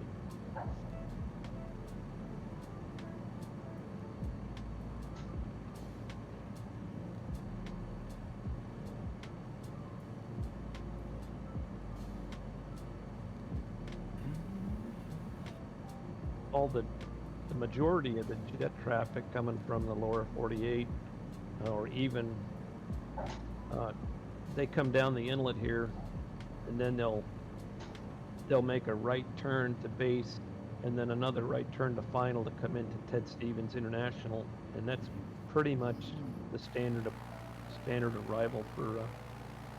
And I just live around the corner up here on the edge of Anchorage, so you're always seeing that high jet traffic coming down for the approach and landing, and they all want to refuel. They've apparently done the cost analysis, and they make more money stopping for gas and taking more payload than they is to just take less payload and more gas and just cook it. So we're definitely in your backyard then. Yep. In fact, you'll be flying right over my house, according to We'll the look to plan. see if we so- see where that fire engine went and where we're going. Yeah. Actually, I told the guys this morning I'm going to get my bunny slippers out. I'm going to go outside while I'm on the. I'll put the sim in pause and I'll wave to you guys outside. Yeah, as you fly over. We'll all give you a wing wave. I'm sure we That's will. right. Yeah. You should land as close as possible to your house. Yeah. Yep. Let's all crash into his house. Then the fire department would have to show up. Right, yeah. And you wouldn't believe it, there was at least 20 Cubs that crashed into this place all at once. Yeah. It'd make for a good sci-fi movie. You know, what is it? Like the Twilight Zone or something. Right, yeah. They came out of the simulator and showed up in reality. Yeah.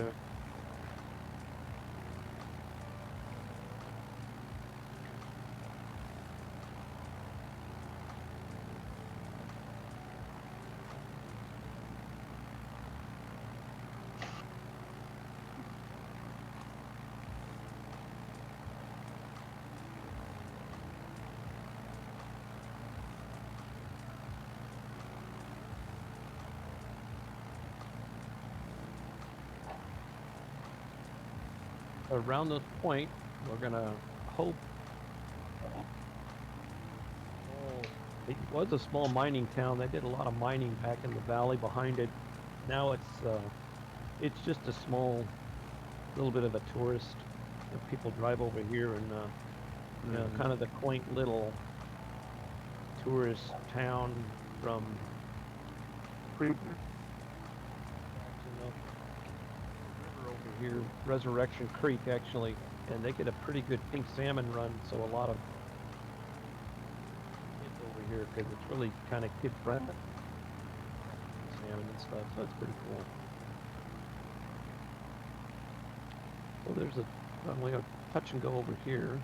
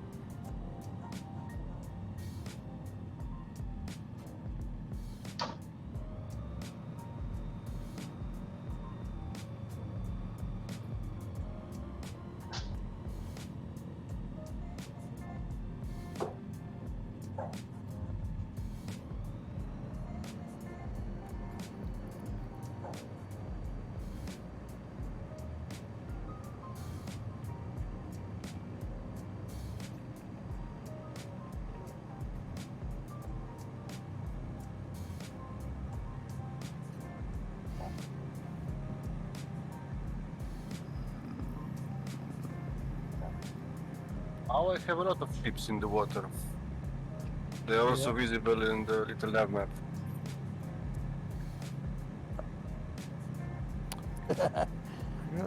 Looks like humpback cubs on the water down below there. Looks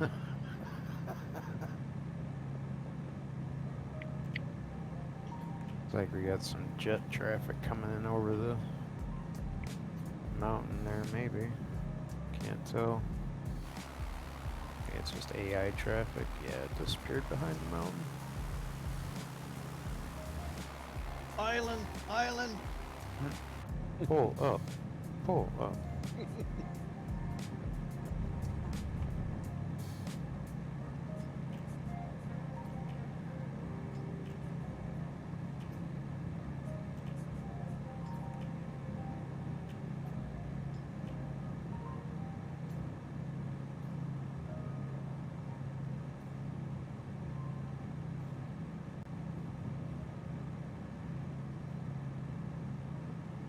I don't know. Live weather seems to be pretty accurate right now, at least compared to windy, anyway, as far as cloud coverage goes.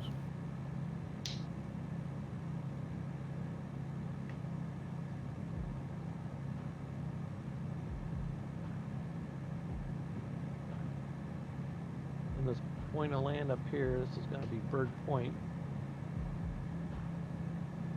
And then usually what you'll, there's a group of mountain goats that pretty much live on the side of that mountain above Bird Point. In the summertime, they come pretty close to the road, so they've had more than one occasion where someone's been looking for goats and they haven't been watching where they're driving. Oh no. And they've had some fairly, yeah, and that road's fairly windy with some blind turns, so blind spots. Sure. So they've had some problems with people wrecking. It's like, Yeah. well, we blamed it on the goat. You know, blame it on the goat. The scapegoat. The scapegoat, yeah. Yeah. Yeah, that's when I used to live out in Colorado. I'd go up to Estes Park, which is famous for. That's where the Stanley Hotel is from the movie The Shining. And Yeah. I'd go up there, and some of the roads going into Estes. It's right at the mouth of the Rocky Mountain National Park, but roads are pretty tight going in there with some pretty tight blind switchbacks, and if you go up there, especially during the elk rut, you got to be careful coming around some of those blind corners, because if you're not on your toes, you might come around one and have a big bull standing in the middle of the road, and that's not a collision you're going to want to have, because most likely you're not going to be the one walking away from it. Oh yeah.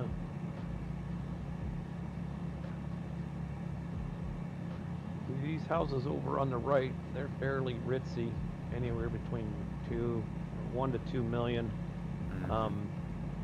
That road's fairly steep, so in the wintertime, they have a fairly fun time getting down there. And this next touch and go is Rabbit Creek, and that flat area in front of us is Potter's Marsh, so it's a bird sanctuary.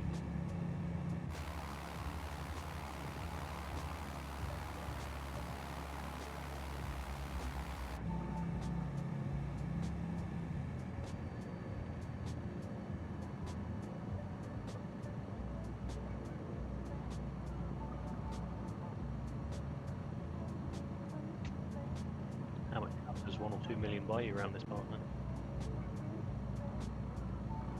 They're running out of land to build houses. The price of houses up here are fairly steep. Wow. One thing I didn't think I'd ever hear was that Alaska's running out of land. Yeah, the Anchorage Bowl is being all surrounded by the Chugach mountain range behind us, and then of course the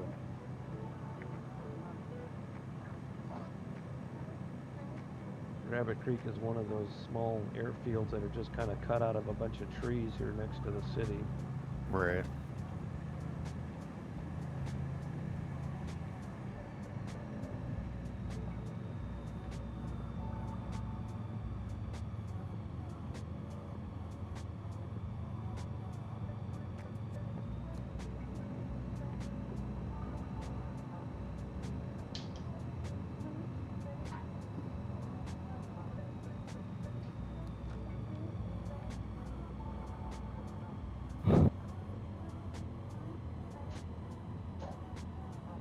kind of square footage would one of those houses be up there in the 1 to 2 million range?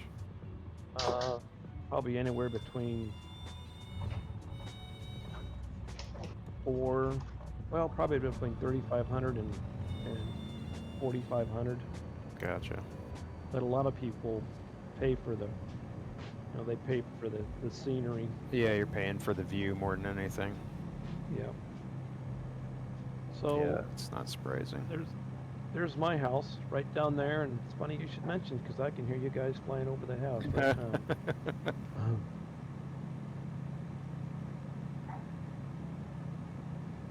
Are we landing? So you just 3 million, yeah.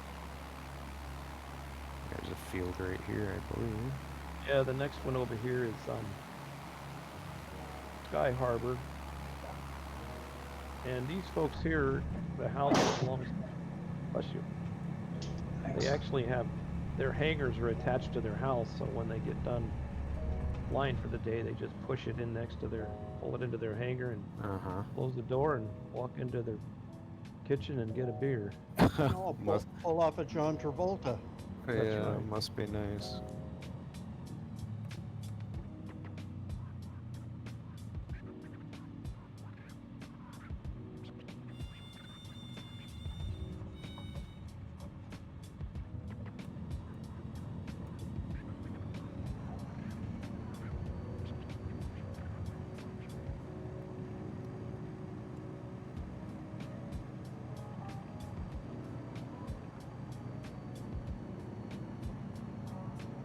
Nice golf course, so if you guys at golf, you just have to watch out for the moose, because they like to come down there and...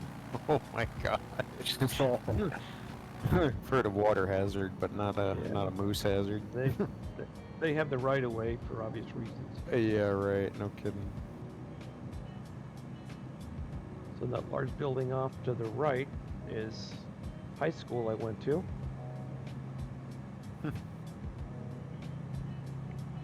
Anyone bring flower bombs? Yeah. Yeah.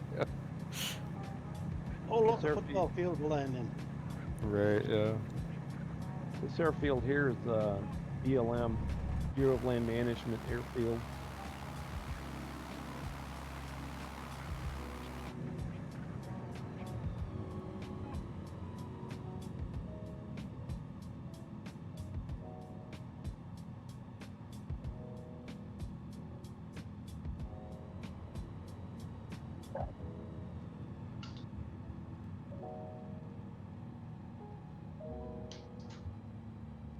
Principal wants you back, AK. They said something about your autograph on a pillar or something here. No, I probably have to go back and take classes since how the first time around probably wasn't that great academically. The librarian wants you to return that copy of War and Peace. Right.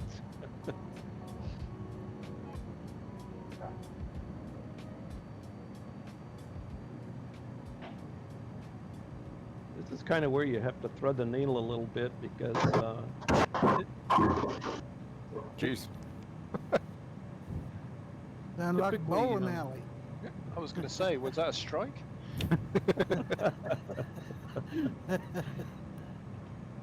So you typically, arrivals for international come in over the Fire Island at the far end this direction, and then departures will take off on 3-3 heading to the north. So they kind of minimize the incoming traffic for Lake Hood and or the airstrip over here for Lake Hood. If they are coming this direction, then they have to try and modify the approach because obviously you have conflicting traffic with the big guys on the left and the military's on the right. Elmendorf's over there on the other side of town.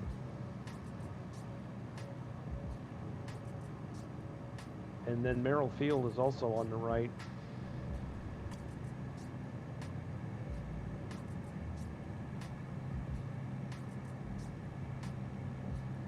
Big highway below us, that's the Seward Highway. That'll take you down to Seward, Homer, Kenai, down on the peninsula, and then it'll take you north towards Talkeetna, Palmer, Wasilla.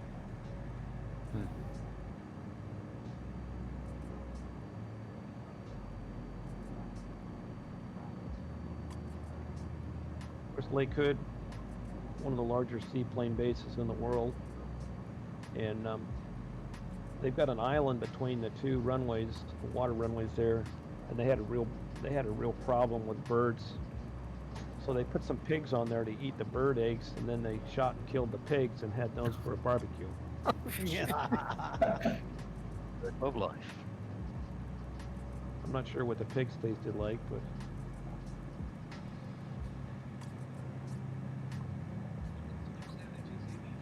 Excellent, probably. Yeah. yeah. Wow, you're on fire today.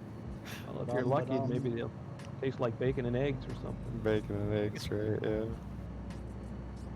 All right, I'm setting up for a short You final. might say bacon. Hey guys, don't land on the water runway, okay?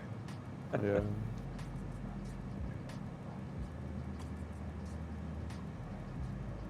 It looks like Rocket is going to, though. He wants to water ski. It's like, oh, well. Nah, I think I'll pass. Land on the island. I could do that, but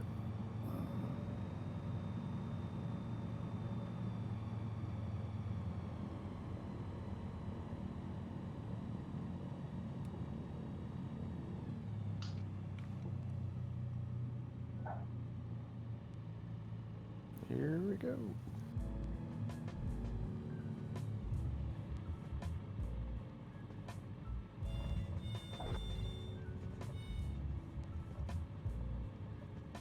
So there'll be a fair amount of reading material. I did a story up for the Valdez turnaround and did one here for the Anchorage arrival. So, and then every day this week I'll post a day trip. So, well, pretty much the actual things that you can do in Anchorage. Fortunately for me, everybody in the world has put stuff on YouTube, so it's been able to pull a lot of stuff off of there. And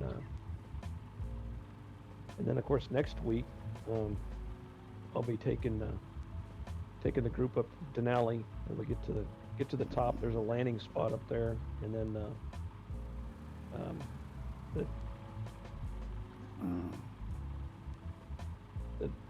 the simulator has supposedly been enhanced for that national park, and it looks to me like they've done a fairly good job with it, but obviously always room for an improvement.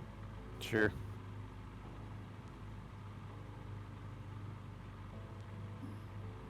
So welcome to Anchorage. Awesome. Thanks for the Yeah. it was a good run. thanks for the Thanks, tour. AK. Very Yeah. enjoyable tour. That was awesome. Okay, we all jump out, get the van, go to AK's place. I'll fire up the grill. Ollie. We'll have some barbecued halibut and Beer. salmon steak. Beer. Beer. Beer. Lots of beer. Beer. Yeah. So Yeah, nice one, AK. Yeah. Awesome. all right. Well, How isn't this a shame? weekend. Nice parking. I saw that. Poor Expo.